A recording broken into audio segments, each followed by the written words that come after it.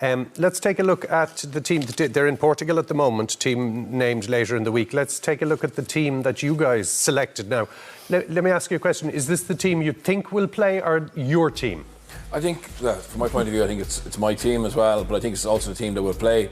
I think Henderson is just lacking a little bit of match practice. Also, Tyburn has been phenomenal. I think the rest of the pack picks itself. And Gibson-Park, well, he hasn't played a huge amount since, I think, in my mind, that All Blacks game showed him at his best. So, that's the team I would go for. I would go for Conway on the left wing and Balakloon on the right wing, just to allow him play in the position he's been playing most for Ulster. That fills one question mark. So 12 for you then would be? I'd go for Robbie Henshaw at 12. Okay, yeah, and that's an interesting one because Eddie disagrees with both of you.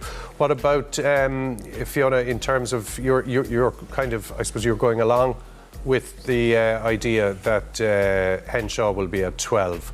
Where else is there any? I mean, scrum half. Tell me about scrum half. I presume Gibson-Park will start, but that's kind of a position that is interesting in one way, isn't it? I think he just brought that energy that the Ireland team were playing with, that quick ruck ball, moving it away, and I suppose Murray hadn't been in the form that Gibson-Park had been in. And, you know, when Gibson-Park was going in there was questions about him, but he answered all those critics in the manner he was performing, and the pack gave him that quick ball to allow him play his game. So, you know, I definitely think he's going to be the first one in there. When it comes to wingers, I'd be concerned in our back three that we don't have that left foot that we would have had from Lowe or Stockdale before him. But, you know, whether it's Balakloon who goes in there or you want Conway, is it? You think I prefer Conway, more experience to play on left wing. It's a multi-purpose pick for you, Conway. Yeah, but I could see Earlsey could do it as well. I had Earlsey in just from an experience point of view, and, you know, you have to win that Welsh game from an experience point of view, but Bernard had a good point from playing across a couple of positions. He's a better, potentially, sub-player.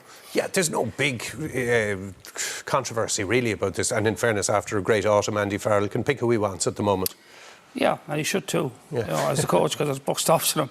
But having said that, like we're basically discussing two positions here, and if we're wrong on both of them, no one's going to lose any sleep. Yeah. Because whether you go for Robbie Henshaw or Bundy Aki at the centre, and I've gone for Aki because I think he's just slightly better form. I think if Robbie Henshaw was hitting the straps, I'd be very happy with Robbie Henshaw on any day, putting the two of them together. But I think at the moment, if I'm picking at the moment to get the first game under our belt, I'd probably go with Aki. And I think Balakloon, for me, brings that, you know, that finishing edge, and his defence has improved dramatically.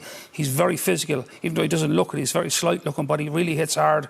I just think he's that extra weapon, you know, and again, he's on form. So, but again, if it goes with Keith Earls, I'm not going to lose any sleep. So that's the strength of our position at the moment. Yes. Is we're discussing a couple of positions, and we're struggling to find controversy. Yeah, we're looking for something to give out about, and there's something to give out about. Let's be honest. Like, this Irish squad is as strong as it's ever been in terms of footballers. There's footballers from 1 to 15 right the way through it, and that's the beauty of what they're working with at the moment. We saw it in the autumn against New Zealand. We outplayed New Zealand hands down.